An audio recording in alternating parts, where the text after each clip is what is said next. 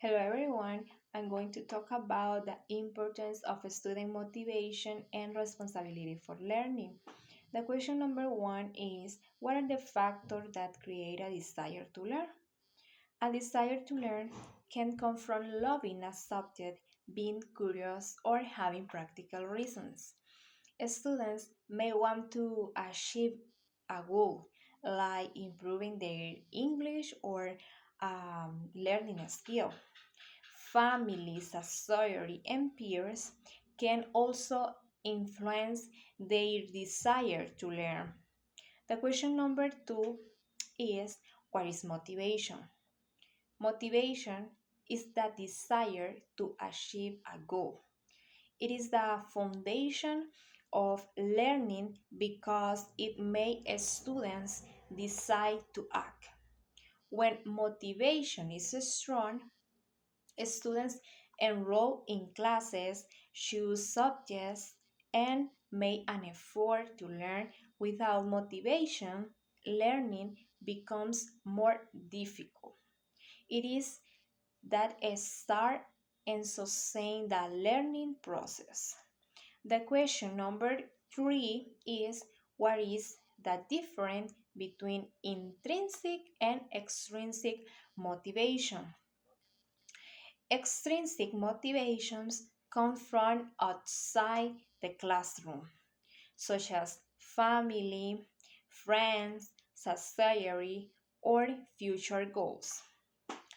And intrinsic motivations come from inside the classroom, such as teachers' medals, activities, and students' feelings of success.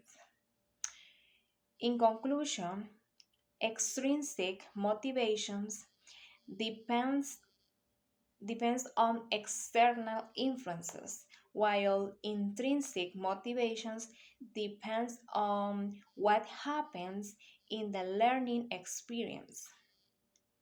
Both types are important for a student's learning. The question number four is, how can teachers help students sustain motivation?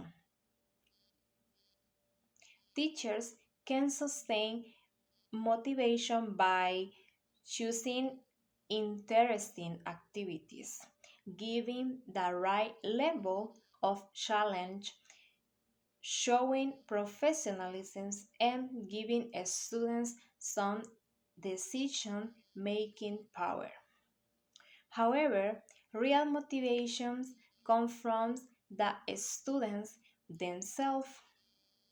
The question number five is, what should teachers do to avoid imposing autonomy? Teachers should not force autonomy. They should gradually help students become responsible by encouraging them to solve problems, also use dictionaries, and work independently step by step.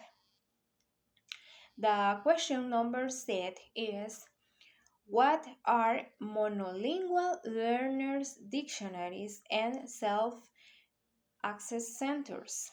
Monolingual learners dictionaries are English only dictionaries especially designed for learners.